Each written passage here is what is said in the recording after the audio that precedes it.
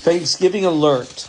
Flying on uncertified Boeing planes.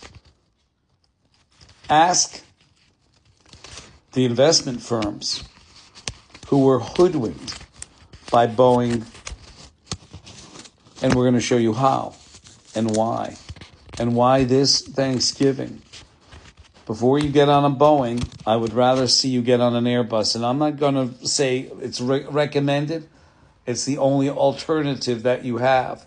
Because Boeing built aircraft, 12,000 of them, between 2002 and 2024 in an uncertified, unverified environment. It forced down the throats of its suppliers after 9/11, after their announcement of laying off 20 to 30,000 employees on September 19, 2001. Boeing mandated on July 2002 that all suppliers must be ANAP accredited and they must carry an AS9100 certification, ANAP accredited. On their supplier portal, where a prospective customer would want to go to see what is requirements for Boeing to become a supplier, it stated that third-party registrars must be ANAP accredited or internationally equivalent.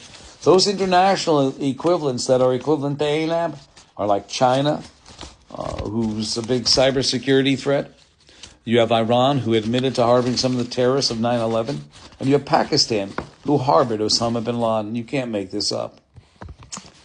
In October of 2003, several months after that, they came out with a Heads Up 22. That was ANSI and ANAP, who also founded the International Accreditation Forum located in Delaware. Its sister organization, ILAC, is the International Laboratory Accreditation Cooperation in Australia.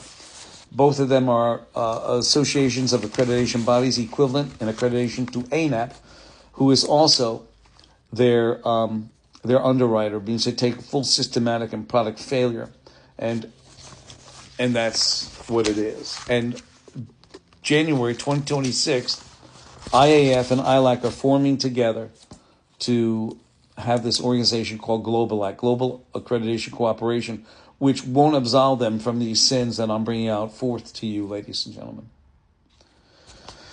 So we went through the supplier bulletin that stated that all suppliers must be AS9100 certified and actually AS9100 and ANAP accredited.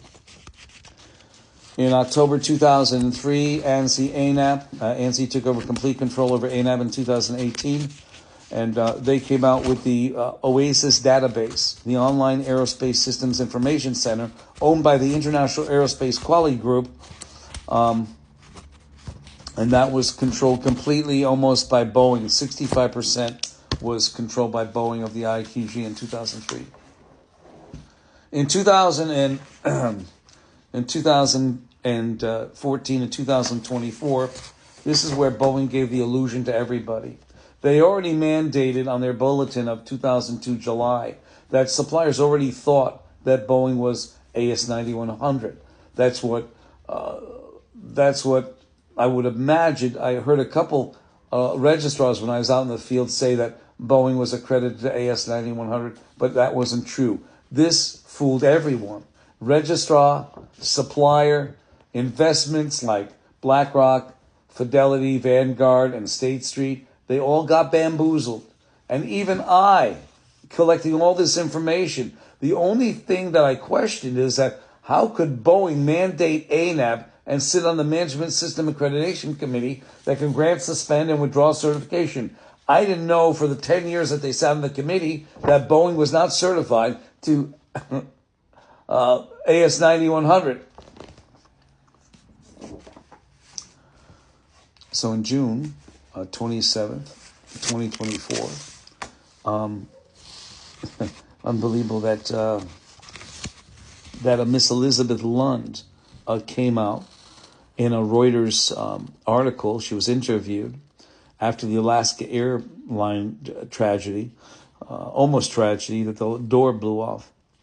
she said that Boeing is willing and prepared. You hear that? Boeing is willing and prepared to obtain AS9100 certification, an internationally recognized aerospace standard for quality that the plane maker requires for its suppliers. She said Boeing is already compliant with the standard and has been audited to the level as it was certified, Lund said. That's bullshit. And I want to confirm if she was correct. So what I did is that was June, July, August, September, October. 4 months later, guess what I did? I went out there. There I am in Washington State. I went to Everett, Auburn, Renton, and Northfield. I must have spoke to 300 to 600 employees at those facilities. And I asked them. I was there morning, noon, and night. Put in a lot of hours because I wanted to come back here and give you the truest of assessments. If I stayed here and just read that Elizabeth Lund and say, they weren't certified. Well, how do you know, Daryl? Did you ask any of the employees? Yes, I did. I was out there personally. And I don't mean to make fun of anyone sounding like Goliath the dog in Davy and Goliath. You ever notice, if anybody is that old to remember that claymation, Davy and Goliath? Goliath the dog was smarter than his human counterparts? Unbelievable. But anyway, I was out there and I asked the employees, I said, do you know anything about AS9100? No. You know anything about auditing? No. So I don't know who was lying here. Was Elizabeth Lund telling the truth? It appears that she didn't even know. Do you call that a good manager? Why didn't she go up to one of the CEOs and say, listen, we have to get AS9100. We have to.